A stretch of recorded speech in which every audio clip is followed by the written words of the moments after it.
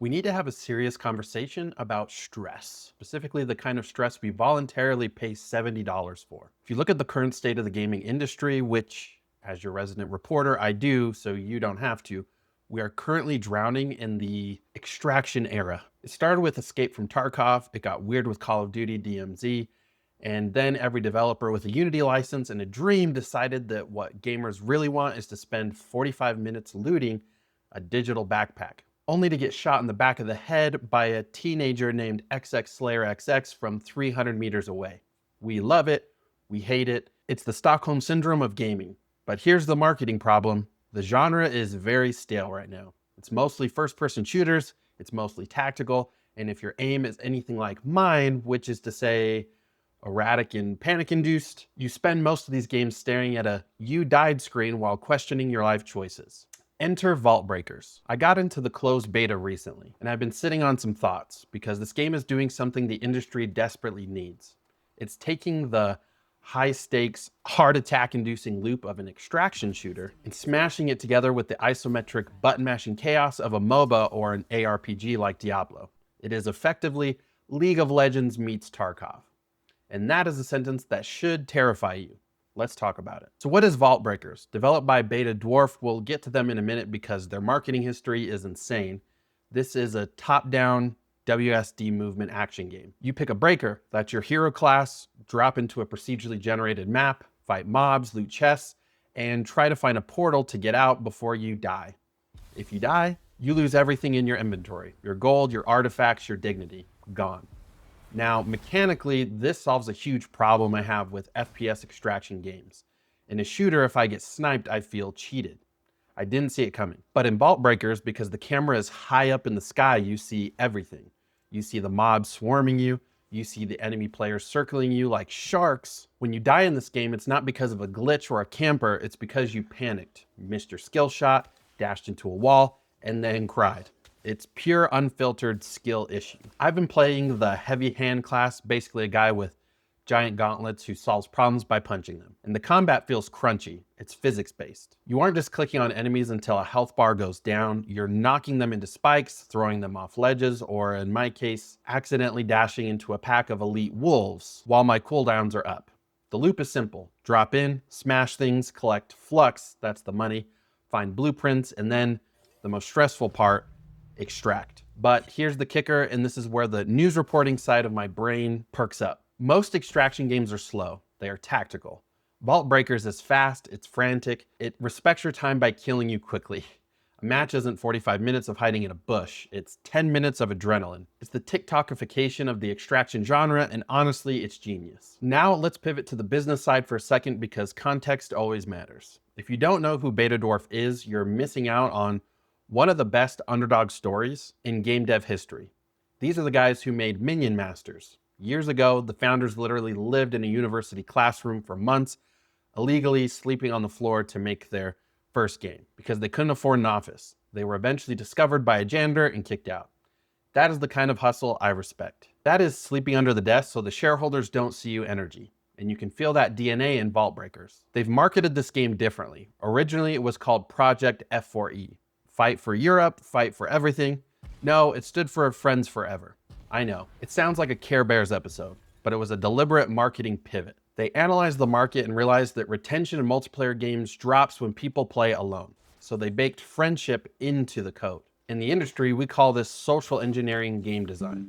In Vaultbreakers, if you play with the same group of people consistently, you actually unlock perks. The game mechanically bribes you to maintain your friendships. I think this is hilarious. I'm imagining a world where I'm forcing my friends to log in at 2 a.m. screaming, "Get online, Gary. We need the plus 5% attack speed buff. Our friendship depends on it." It's a clever way to increase player retention, or LTV, but it also highlights how lonely modern gaming can be. We usually solo queue, mute our mics, and hate everyone. Vaultbreakers is trying to force us to be social again. It's disgusting. I love it. Let's talk about the economy, because this is where the life commentary comes in. In Vaultbreakers, you aren't just hoarding gold in a menu, you have a haven. This is a physical base you walk around in. When you extract with resources, you use them to build structures in your haven. Blacksmiths, herbalists, trophy rooms. It hits that Animal Crossing dopamine receptor, but with a dark twist. You are building this cute little town using the blood money you earn by murdering people in the extraction zone. There's a psychological concept called loss aversion. It says that the pain of losing something is twice as powerful as the pleasure of gaining it. That is the entire business model of an extraction shooter. When I'm in a match and I find a rare schematic for a new weapon, my heart rate spikes to 140. Not because I'm excited, but because I am terrified. I suddenly have something to lose. I stop playing aggressively. I start creeping around the edges of the map. I become a coward. And that is a great metaphor for life, isn't it? When we have nothing, we take risks. We start businesses, we ask people out, we dye our hair blue. But the moment we get a little bit of loot, a stable job, a mortgage, a decent credit score, we stop extracting. We just want to play it safe. Vaultbreakers forces you to confront that fear. To get the best loot, you have to go into the hardest zones. You have to risk the gear you spent hours grinding for. You have to be willing to lose it all. And let me tell you, when you lose a full set of legendary gear because you got greedy and tried to fight a boss with 10 HP left, it hurts. It hurts in a way that makes you want to uninstall the game, write a bad review, and then immediately reinstall it because you're addicted to the pain. Back to the gameplay, because I want to touch on the MOBA comparisons again. The combat depth here is surprising. You have 6 abilities now. They reworked this recently in the beta. It used to be simpler, but they realized players need buttons to press. Each breaker feels distinct. You've got the heavy bruisers, the spellcasters, the assassins.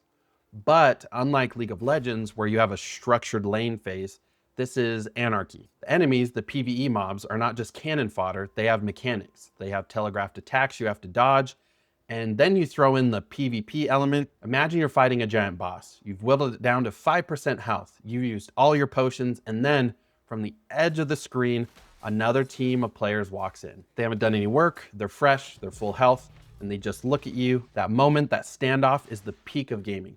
Do they attack? Do you run? Do you try to finish the boss and steal the loot before they kill you? Usually what happens is I panic, accidentally use my ultimate ability on a tree, and then get run over. But the potential for outplay is there.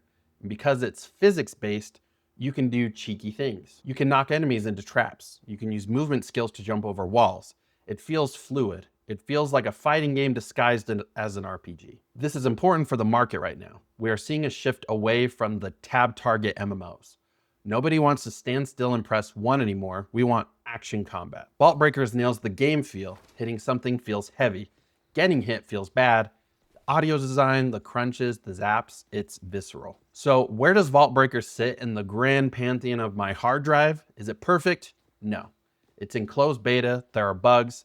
Sometimes the servers act like they're being hosted on a toaster in a basement in Denmark. The balancing is constantly shifting. One week melee is god tier, the next week ranged characters are sniping you from off screen. But, and this is the big but, it is fresh. If you're tired of first-person shooters, if you're tired of battle royales where you spend 20 minutes looting just to die to a sniper, if you miss the old school vibe of Battlerite or Diablo but want higher stakes, this is the one to watch. It combines the just one more run addiction of a roguelite with the I hate myself difficulty of an extraction shooter. From a marketing perspective, BetaDwarf is smart. They are targeting a niche that hasn't been fully exploited yet. We have 1 million FPS extraction games. We have very few isometric ones. They are zigging while the rest of the industry is zagging. My advice, keep an eye on this. Sign up for the beta if you can, grab a friend, or, bribe a stranger on the internet, because the friendship mechanic is real and you will need someone to blame when you die. I'm going to keep playing it, mostly because I have a haven to build and I refuse to let my digital real estate depreciate. But also because there's something deeply satisfying about smashing a goblin with a giant hammer. That's it for the report today. If you enjoyed this deep dive, or if you just enjoyed listening to me complain about my blood pressure, hit the like button. Subscribe for more gaming news, marketing rants, and general life advice from a guy who spends too much time indoors. I'm Cyler. Don't forget to extract. I'll see you in the next one.